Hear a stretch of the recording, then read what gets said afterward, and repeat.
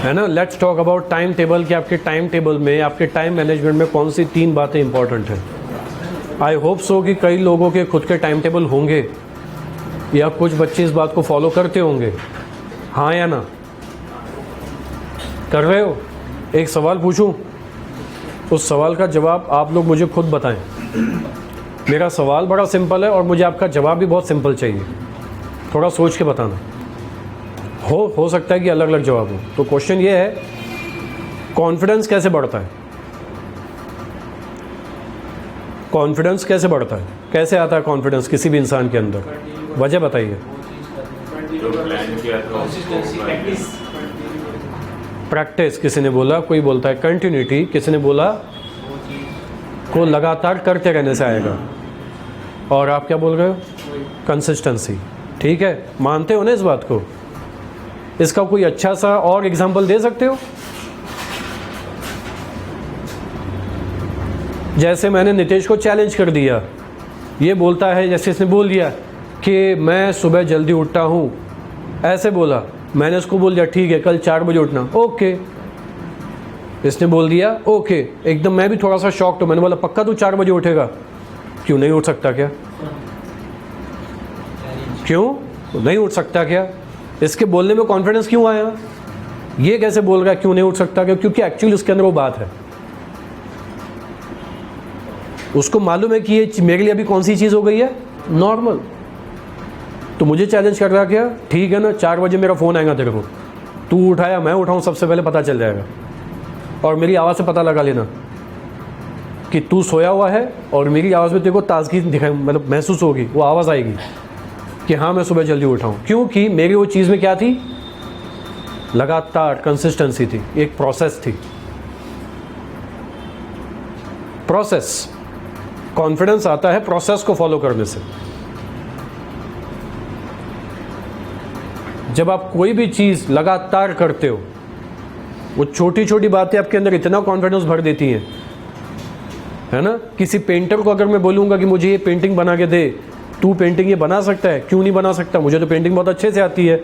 उसका ये सेंटेंस के पीछे उसका कॉन्फिडेंस क्यों आया? क्योंकि वो जानता है कि मैं कई सालों से मेहनत कर रहा हूँ।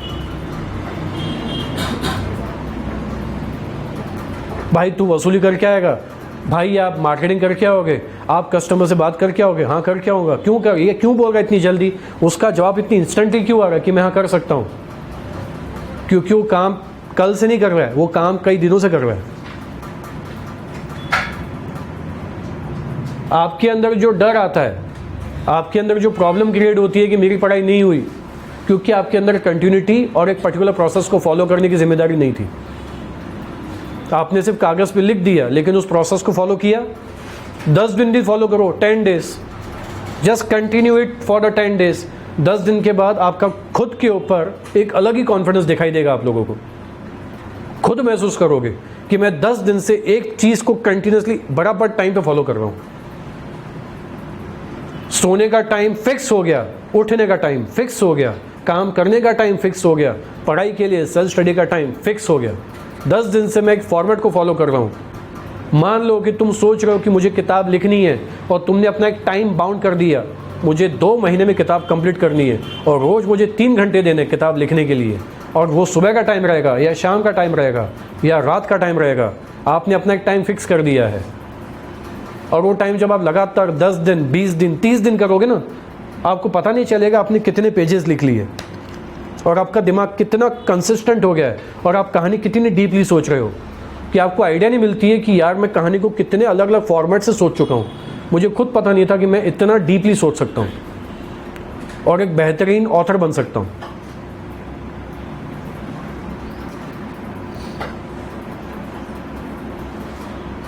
Process. Have you seen the movie Dangal? Dangal movie में भी प्रोसेस थी ना? हाँ, द आमिर खान जो एक्टर था, उसके दोनों रोल्स देखे ना आपने?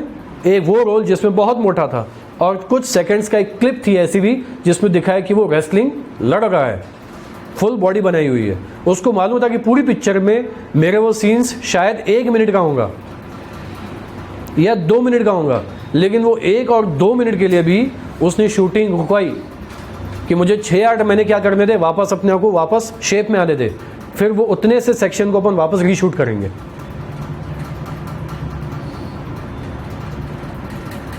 तो पहले सारे सीन्स कौन से शूट किए? मोटापे में। कि मालूम है, बोले अगर मैं पहले ये शूट कर लूँगा बॉडी बिल्डिंग वाले सीन्स, है ना, और बाद में मोटापा हासिल कर लूँगा, खा पी के अच्छे से अपनी क्या कर लूँगा, हेल्थ बढ़ा दूंगा, पिक्चर ख़त्म हो जाएगी। लेकिन बाद में मेरे पास कोई वजह नहीं रहेगी कि मैं भी पतला काय को हूँ, तो मैं लेज़ी हो जाऊँगा। इसलिए पहले मोटापा के जितने भी सीन्स हैं, जितनी भी शूटिंग है कर लो, उसके बाद मेरे पास एक वजह रहेगी कि अभी भी कुछ शूटिंग बाकी है, तो वो मेरे पास वजह रहेगी ना, तो मैं जानबूझ के मन मार के भी मैं एक्सरसाइज करूँगा वापस अपने आप को शेप में लाने के लिए। पिक्चर ख़त्म हो जाएगी तो मैं कम से कम शेप में तो वापस आ जाऊँगा। तो पहले मोटापे से रिलेटेड जितने भी सीन्स हैं, जितने भी शूट्स हैं, पहले सब कर लो। तो पिक्चर की जब शुरुआत होती है ना, जो तुम देखते हो कि जवान दिख रहा है, बॉडी बिल्डर दिख रहा है, उनको बेटी, उसको बेटी, उसके घर में बेटी जन्म ले रही है, ये सीन्स बाद में शूट किए गए आखिरी में। और वो क्या है, पिक्चर के पहले सीन्स हैं। ये सब शूट्स बाद में किए गए हैं। पहले सारे शूट्स काय की किए गए, मोटापे वाले, और बाद में शूट्स किए गए बॉडी बिल्डिंग वाले, जिसमें वो तगड़ा दिख रहा है। जैसे पिक्चर की कौन सी शुरुआत होती है, दिखता है ना, हाँ, अफसोस मत कर, एक नेशनल चैंपियन से हारा है, ऑफिस में लड़ाई होती है ना शुरू में, वो शूट सबसे आखिर में किया गया। मन छोटा मत कर, तो नेशनल चैंपियन से आ रहा है, वो शूट पहले नहीं किया गया है, वो शूट बाद में किया गया, सारे मोटापे के सीन्स लेने के बाद। हर काम को करने के लिए डिटर्मिनेशन चाहिए, प्रोसेस चाहिए। जब आप किसी भी प्रोसेस को फॉलो करते हो ना, तो बड़े काम की चीज़ें आती हैं। टाइम मैनेजमेंट किया, प्रोसेस ही फॉलो नहीं किया। आपने कागज़ पे लिख दिया 6 बजे उठना है, आपने कागज़ पे लिख दिया 5 बजे उठना है या 6:30-7 बजे उठना है, लेकिन आप कितने दिन उस चीज़ को कंटिन्यू कर पाए, आप खुद अपने आप से एक सवाल पूछो। और क्यों यहाँ पे आप लोग टेस्ट नहीं दे पा रहे हो? क्यों पंक्चुअलिटी फॉलो नहीं हो रही? क्यों लेट लतीफ़ी होती जा रही है? क्यों आपका डिटर्मिनेशन कभी एकदम ऊपर दिखेगा, कभी डिटर्मिनेशन एकदम डाउन क्यों आ रहा है? क्यों इतना फ्लक्चुएट हो रहा है आपका कॉन्फिडेंस, आपका परफॉर्मेंस, आपका डिटर्मिनेशन, आपका फोकस, आपकी कंसिस्टेंसी क्यों इतनी फ्लक्चुएट हो रही है? क्योंकि आपने किसी भी एक चीज़ को पकड़ के नहीं रखा है, और उस एक चीज़ को न पकड़ने की वजह दूसरी, आपका डिस्ट्रैक्शन। प्रोसेस मालूम है कैसे आती है? दूसरी चीज़ को हटा देने से। कौन सी चीज़ हटा देने से? डिस्ट्रैक्शन को हटाने से। Again I am giving you the example of Dangal movie. क्या करवाता है, अपनी बेटों को बोलता है ना, कल से तुम पहलवानों वाली ज़िंदगी जियोगे। उसके एक दिन पहले क्या करवाता है? नहीं, पानी पूरी खिलाता है ना, हाँ बेटा पानी पूरी अच्छी है, नहीं पापा तीखा थोड़ा कम है। बोलती है ना छोटी, हाँ भाई तीखा थोड़ा और डाल, क्योंकि ये तुम आखिरी बार खा रहे हो, उसके बाद खाने की नौबत नहीं आएगी। पापा रेसलिंग करते करते ना बालों में बड़ी प्रॉब्लम होती है, मिट्टी मिट्टी हो जाती है, धूल मिट्टी हो जाती है, बाल खराब हो रहे हैं, ठीक है कटवा दे। सुनता है उनकी बात? नहीं। भरे महफिल में, शादियों में बच्चियां नाच रही हैं अपना डिसिप्लिन तोड़ के। आमिर खान पूरा सन की दिखा है, बाप है, मालूम है शादी का माहौल है, वहाँ पे आके कान के नीचे बजा के देता है। उसकी अपनी सहेलियों के सामने अपने पापा मम्मी, अपने पापा के लिए गलत गलत बोलता है। ऐसा बाप किसी को मिलना नहीं चाहिए, ऐसा बाप किसी को मिलना नहीं चाहिए। और जिसकी शादी होती है वो क्या बोलती है, बोले किस्मत वाले हो, तुमको ऐसा बाप मिला, तुमको मार रहा है, पीट रहा है, एटलीस्ट मारती पीटती ये भी तुमसे पूछ रहा है, तुम्हारी मर्जी और तुम्हारी लाइफ बनाने की कोशिश कर रहा है। मेरे बाप ने मुझसे पूछा भी नहीं कि कुछ करना है कि नहीं करना है, एटलीस्ट तुम्हारा बाप तुम्हारा फ्यूचर बना रहा है कि कुछ नहीं तो एटलीस्ट पहलवान बन जाओ। यानी लाइफ में कोई लक्ष्य होना चाहिए, टारगेट होना चाहिए। मेरे बाप ने मेरे से कुछ भी नहीं पूछा, मेरी उम्र भी नहीं है और मेरी शादी भी हो गई। तेरा बाप फिर भी अच्छा है, शादी नहीं करवा रहा है, तुम्हारे को फ्यूचर के लिए तैयार कर रहा है। तुमको उसकी गालियाँ दिखाई दे रही है, मुझे उसके अंदर तुम्हारे लिए फिक्र दिखाई दे रही है। उसकी मार मत देखो, उसकी फिक्र देखो, उसका डिटर्मिनेशन देखो, उसकी जिद देखो, वो तुमको क्या बनाना चाहता है। बड़ी बेटी आप भी बाद में दिखाया ना कि जब नेशनल चैंपियन बन जाती है, सॉरी एक लेवल की स्टेट चैंपियन, अब नेशनल चैंपियन बनने के लिए जाती है, हाँ, दूसरी जगह पे क्या करने के लिए, ट्रेनिंग लेने के लिए। वहाँ पे दूसरी दोस्त मिलती है ना, बाल बड़े करती है, गुपचुप भी खाएगी, फैशन कर रही है, ध्यान भटक रहा है, कोई नया बंदा दिख रहा है, शर्मा रही है, हो रहा है ना। और उसके बाद कंटिन्यूसली मैचेस क्या कर रही है, हार रही है, सारे डिस्ट्रैक्शंस लाइफ में आ रहे हैं। और पापा को सिखाती है कि आपकी टेक्निक में क्या था, फॉल्ट था, मैं ये टेक्निक सीख के आई हूँ, है ना, पुरानी टेक्निक में कोई दम नहीं है। अपने बाप को ही पटक देती है गुस्से में, अहंकार में, अहम, उसको अहंकार में यानी अहम और वहम में फर्क नहीं दिखाई देता। उसको वहम हो गया था कि वो बिल्कुल सही है, पापा समझ गए थे ये वहम में भी आ गई है और अहम में भी आ गई है, ये खुद गिरेगी खुद संभलेगी। और कितनी बार गिरी, 7-8 बार, कितनी मैचेस हारी। और उसी बाप ने उसको कैसे बाद में सिखाया, थ्रू मोबाइल से, कि तूने जीतने वाली मैच कैसे हारी है, तूने कहाँ पे टेक्निक गलत की है। सारी वीडियोस देखने के बाद पूरा चार्ट बनाता है, क्या प्लस क्या माइनस, क्या डूज एंड क्या डोंट्स, सब सिखाता है उसको।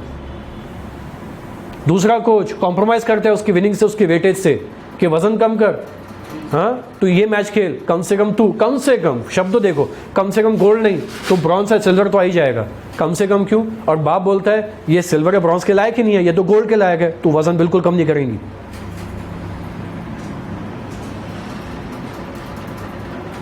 बाप डिस्ट्रैक्ट नहीं होने दे रहा, डिस्ट्रैक्ट होना हमारे ऊपर है, और हमारे ऊपर ये भी बात है कि हम डिस्ट्रैक्ट होना चाहते हैं कि नहीं होना चाहते। तुम्हारा डिस्ट्रैक्शन देख लो ना, कितना डिस्ट्रैक्ट हो रहे हो तुम लोग। बाद में वही बड़ी बेटी खुद के बाल खुद कटते हुए दिखाई है बिल्कुल, कि उसने बाल छोटे कर दिए, डैड से बिल्कुल ट्रेनिंग ले रही है।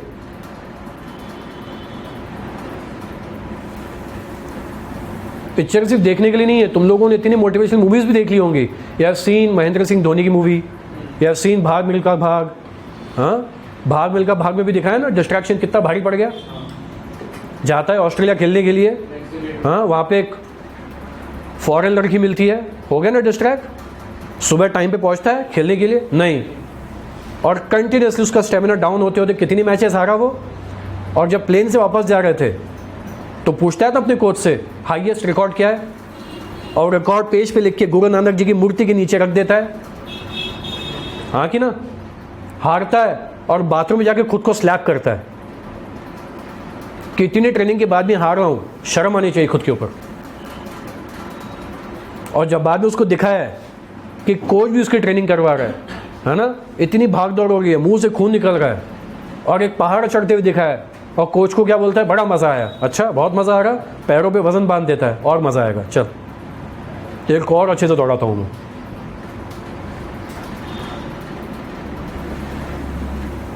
सफलता अगर इतनी आसानी से मिलना हो जाए ना बेटा, तो काम की बात होगी तुम्हारी, तो यहाँ तो हर कोई बंदा सक्सेसफुल हो जाएगा। बेटा सक्सेस के लिए सेक्रीफाइस करना ज़रूरी है। सेक्रीफाइस कौन कौन सी चीज़ें जो तुम्हें बहुत बेहद पसंद है, वो लड़कियों की तरफ डाइवर्ट हो गया, सेक्रीफाइस। सीन दिखाया ना, बारिश होती है, कसरत करता है, एक लड़की स्विमिंग पूल में चल के आती है, आप रुक जाओ, आपकी प्रॉब्लम नहीं है, मेरी प्रॉब्लम है, मेरी लड़ाई खुद से है, आप गलत नहीं हो, आप में कोई प्रॉब्लम नहीं है, मैं अपने साथ लड़ाई कर रहा हूँ, मुझे खुद को मजबूत रखना है, सॉरी मैं आपकी तरफ नहीं आ सकता। एक प्रोसेस और दूसरा सेक्रीफाइस करना सीखो। प्रोसेस को फॉलो करो और सेक्रीफाइस करना सीखो। नींद सेक्रीफाइस करनी पड़ती है। फास्ट फूड्स जो तुम्हारी हेल्थ और पढ़ाई में एकदम डिस्टर्बेंस क्रिएट करने, सेक्रीफाइस करना पड़ेगा। तुम्हारा घूमना फिरना अत्याधिक जो तुम्हारी लाइफ को डिस्ट्रैक्ट कर रहा है, सेक्रीफाइस करना पड़ेगा, आदत बदलनी पड़ेगी। मैं सिर्फ कह रहा हूँ, चॉइस आपके ऊपर है, मैं आपकी ज़बरदस्ती नहीं करूँगा, आपको सिर्फ सोचने में मजबूर कर रहा हूँ कि मेरी बात तुम लोग बताओ, मैं कितना गलत हूँ कितना सही हूँ, आप खुद सोचें। टाइम मैनेजमेंट का मतलब सिर्फ कागज़ पे लिखा हुआ टाइम नहीं है। टाइम मैनेजमेंट के पीछे 3 बातें आती हैं। नंबर 1, मुझे ये प्रोसेस फॉलो करनी है। नंबर 2, इस प्रोसेस में कंटिन्यूटी रखने के लिए मुझे कुछ सेक्रीफाइस करना पड़ेगा। कुछ पाने के लिए कुछ खोना पड़ता है। किसी ने बिल्कुल सही कहा। आप सिर्फ पाना चाहते हो, वो भी बगैर खोए। इंस्टाग्राम बहुत टाइम स्पेंड हो रहा है, हर टाइप के अपडेट दिख रहे हो, बड़े बड़े थॉट्स तुम्हारे स्टेटस पे दिख रहे हैं, ना जाने कितने टाइप के गाने डाल रहे हो। कोई रो रहा, कोई गाना गा रहा, कोई प्यार में पगला हो गया, सारे सड़े हुए सैड सॉन्ग चाले हो तुम लोगों के। लिंक खत्म ही नहीं हो रही वो स्टेटस की, इतनी लिंक्स हैं। हाँ, बहुत सारी लिंक्स हैं, खत्म नहीं हो रही। स्टेटस चालू है, feeling sad, feeling happy. Are you nut? पागल हो? दुनिया को बताना चाहते हो क्या? ये तो सिंपैथी वाली बात हो गई। मेरी तरफ देखो, मैं सैड हूं। मेरी तरफ देखो, मेरा दिल टूट गया। मेरी तरफ देखो, मैं मजनू बन गया। मेरी तरफ देखो, लैला एक भी बार नहीं मिली। खुद स्ट्रांग नहीं है, लेकिन तुम्हारे स्टेटस में बढ़िया थॉट दिख रहे हैं। अब्राहम लिंकन के, नेपोलियन के, रतन टाटा जी के, गौतम बुद्धा के, और बाहर तुम्हारी माँ बहन की गालियाँ चलती हैं, और थॉट गौतम बुद्धा के।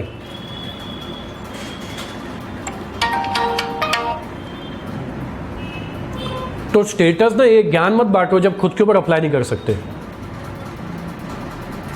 इतना ज्ञान बांटने की जरूरत नहीं है। और तुम्हारे ज्ञान बांटने से तुम लोगों ने ये कोई बड़ा काम कर लिया, ये फीलिंग अगर तुम्हारे अंदर आ रही है, तो मुझे खेद है बोलने के लिए कि आप बहुत बड़े बेवकूफ़ हैं। क्योंकि बच्चे गूगल पे जाके भी सर्च कर सकते हैं गौतम बुद्धा थॉट्स। तुम अगर नहीं भी बताओगे ना, तो भी उन्हें थॉट कहीं से मिल जाएंगे, या तो किताब से, या तो गूगल तो है ही। तुम्हारे बोलने से या न बोलने से उनकी लाइफ में कोई फ़र्क नहीं पड़ने वाला। उनकी लाइफ में फ़र्क तभी पड़ता है जब वो खुद सोचते हैं कि मुझे फ़र्क लाना है। यहाँ भी ये बात मेरे भी लागू होती है। तो मेरे कहने या ना कहने से कुछ फ़र्क होगा तभी होगा जब तुम अपने अंदर फ़र्क लाना चाहोगे। अगर मेरी बात में दम है तो, और तुम्हें लगता है कि हाँ ये बात सही है, ये मेरे जहन में, लेकिन क्या है ना, हमें भूलने की आदत है, हम भूल जाते हैं। तो प्रोसेस को फॉलो किया नहीं, और डिस्ट्रैक्शन तुम्हारे जहन में बैठा हुआ है। नींद प्यारी है, खाना प्यारा है, डिस्ट्रैक्शन अच्छा लगता है, बहुत सारी चीज़ें तुम्हारी लाइफ में चल रही हैं, और वो तुम्हारे को बिल्कुल इधर उधर लेके जा रही हैं। दोस्त का घर पे आ जाना, चल घूम के आते, ये बोल सकते हो यार 1 घंटे बाद थोड़ी पढ़ाई हो जाएगी। नहीं, आप दोस्त को इग्नोर नहीं कर सकते हो। और अगर दोस्त को इग्नोर कर दिया तो दोस्त तुम्हें ताना देगा कि यार इतनी क्या पढ़ाई कर लेगा। तो तुम्हारे को इतना ताना झेलने की भी ताकत नहीं है कि दोस्त ने ऐसा बोल दिया तो उसको बोलो हाँ भाई ठीक है, बोल दिया, अब मैं जाऊँ। तो गट्स होने चाहिए बोलने के, मैं 1 घंटे बाद ही आऊँगा। और कुछ बोलना है? अभी नहीं चलूँगा, बाद में चलूँगा। नहीं होगा, कोई बात नहीं, मैं अकेला घूम के आ जाऊँगा। सक्सेस के लिए कई बार ना दोस्तों को भी सेक्रीफाइस करना पड़ता है बॉस। चाहे तो किताबें पढ़ लो, वो भी तुम्हें यही बोलेंगे कि some time late nights and great success, है ना, जो मिलती है ना, उसके पीछे है ना खाना, गर्लफ्रेंड या बॉयफ्रेंड या फास्ट फूड या अच्छे फ्रेंड्स। कई लोगों को खुद की चीज़ों को बेहतर बनाने के लिए कई बार सेक्रीफाइस करने पड़ते हैं। हाँ, अगर दोस्त बहुत अच्छे हैं, 3, 4, 5, जो सब एक ही नाव में हैं और सब एक ही ट्रैक पे जा रहे हैं, तो बड़े खुश नसीब हो कि सारे दोस्त एक जैसे हैं। क्या? टारगेट ओरिएंटेड, सब एक दूसरे को पुश कर रहे हैं, चल चल मैं भी चल रहा, पढ़ाई कर रहा है, कोई बात नहीं मैं बाद में आता हूँ। या ऐसा सपोर्टिव फ्रेंड होना। फिर तूने बोल दिया कि मैं पढ़ाई कर रहा हूँ, ठीक है भाई, मैं कितने बजे आऊँ यार? 1-1.5 घंटे बाद आ, ओके 1-1.5 घंटे बाद आता हूँ।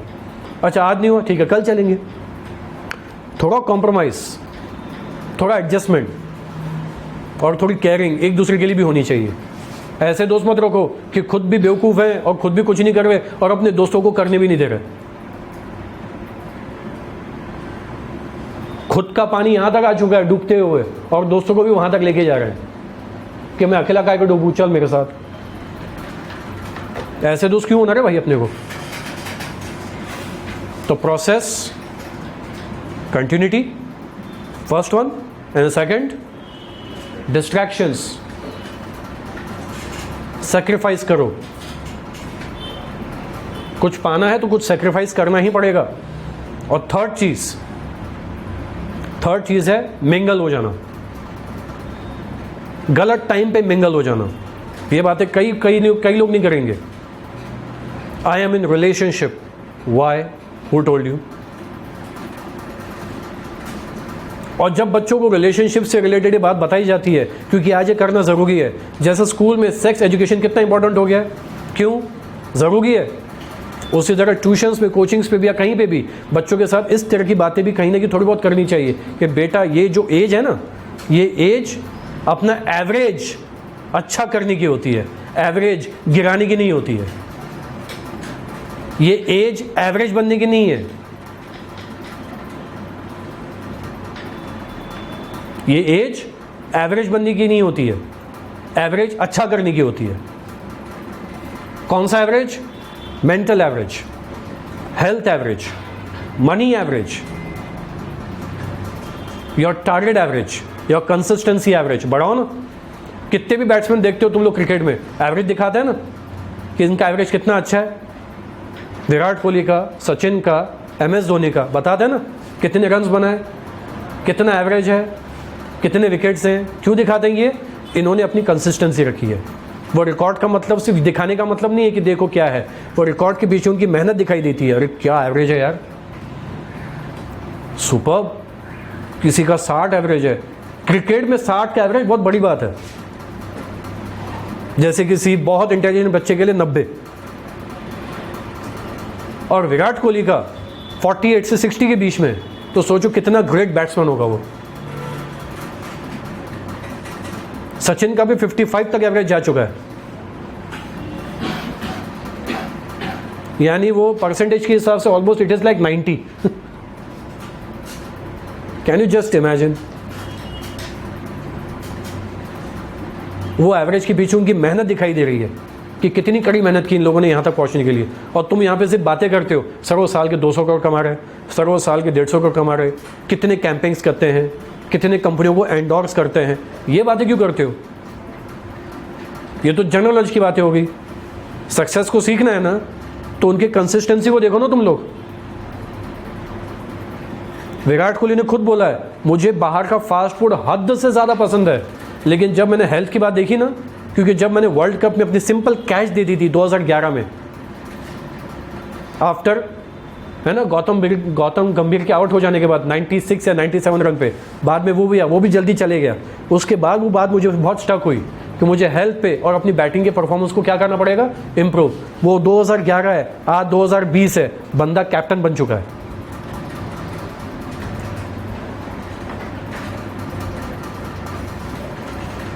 जबकि लोग धोनी के बाद बोलते थे कि रोहित शर्मा को मिलना चाहिए, लेकिन रोहित शर्मा के खाते में कैप्टनसी आई नहीं। है वो भी बहुत अच्छा, IPL में दिखा रहा है, लेकिन हेल्थ इंपॉर्टेंस सबसे ज़्यादा होती है। BCCI बेवकूफ़ नहीं है कि विराट कोहली को कैप्टन क्यों बनाए। भले एग्रेसिव है, एग्रेशन के पीछे दूसरी वजह भी है भाई, वो एग्रेशन भी है, दिमाग वाला भी है, बैट्समैन भी है, हेल्थ भी है। वो पूरा एक क्या है, पैकेज है। उसको देख के दूसरे प्लेयर्स भी हेल्थ पे ज़्यादा ध्यान देंगे। रोहित शर्मा बैट्समैन अच्छा है, लेकिन हेल्थ कॉन्शियस है, कम है।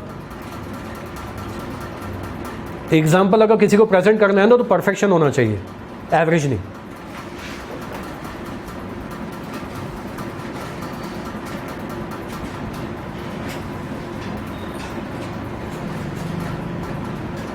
You are not considering yourself good.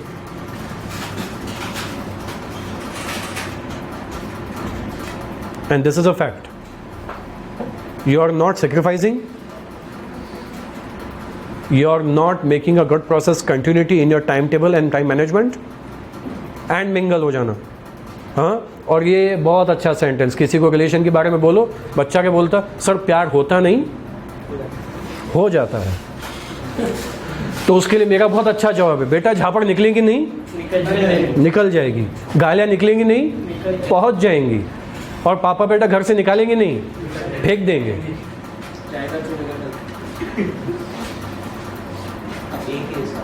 ये मुझे कंसेप्ट समझ में नहीं आता। ये जो इतनी तुम सो कॉल्ड कुछ रोमांटिक मूवीज देख के आते हो, हाँ, दुनिया में कितनी नफरत है फिर भी दिलों में है चाहते हैं,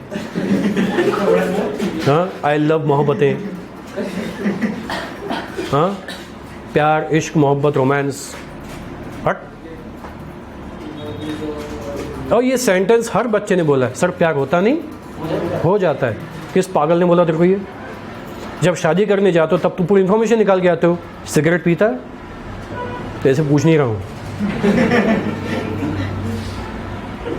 फैमिली कैसी है, माँ बाप कैसे हैं, अंकल आंटी कैसे हैं, बिजनेस क्या है, ABCD से लेके पूरे Z पूरी इन्फॉर्मेशन निकाल लेते हो। फिर मुंह से हाँ या ना, एक शब्द हाँ या ना के पीछे पूरी कुंडली निकाल लेते हो। कुंडली के साथ साथ वो भी कुंडली, ये बंदा कुंडली से कैसा है, 36 के 36 गुण मिल रहे हैं कि नहीं मिल रहे हैं? हाँ, बंदे के साथ पटेगी कि नहीं पटेगी, मेंटली, इमोशनली, एवरीथिंग। उसके बाद क्या बोलते हो? परिवार अच्छा है। हाँ, और हाँ, एज 17, एज है 16 या एज है 18, शादी होगी 28, 29, 30 में या 25 के बाद। इतने साल, कितने साल टिकने वाला है तुम्हारा रिलेशनशिप, बताओ तो मेरे को। और इतने सालों में तुम्हारे को बीच में और भी कई सारी चीज़ों के दर्शन हो जाएंगे। और ये और अच्छी मिल गई, same goes that for the girl, और अच्छा मिल गया। और ये क्या है? Breakup patchup, breakup patchup, breakup patchup, जो होता रहता है साल में 6-8 बार। है क्या कोई यहाँ पे रिलेशनशिप में? तू तो दिखेगा मेरे को। हाँ, उसमें एटीट्यूड नहीं था, तेरे में है। शांति। पॉइंट ये जो तुम्हारे सो कॉल दूसरों को देख के तुम्हारे अंदर जो अलग ही भावना आती है ना, मैं सिंगल क्यों मरूं, मैं मिंगल होके मरूंगा। और पढ़ाई के पहले जो तुम ये सारे काम करते हो, डिस्ट्रैक्शन अपनी लाइफ में लेके आते हो, हाँ, उस पर भी मैच्योरिटी नहीं रहती। और उस पर भी तुम लोग मुझे एक और चीज़ चिपका देते हो, sir relationship needs time.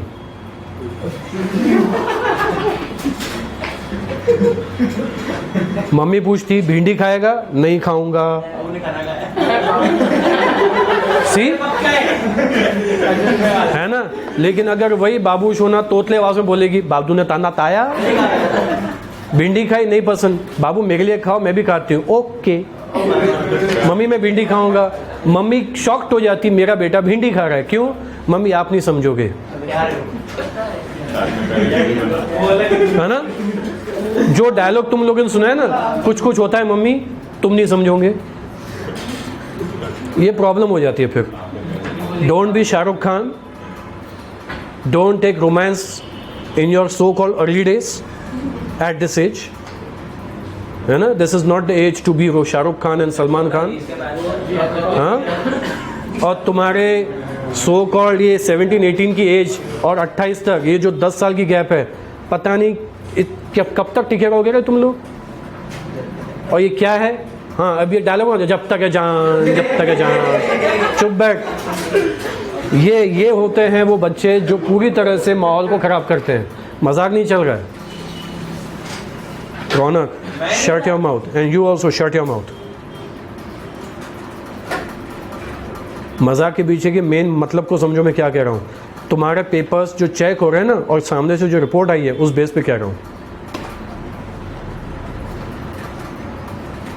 So this is not the actual thing कि मैं आपको लेके कोई यहाँ पे तमाशा क्रिएट करने के लिए बैठा हूँ।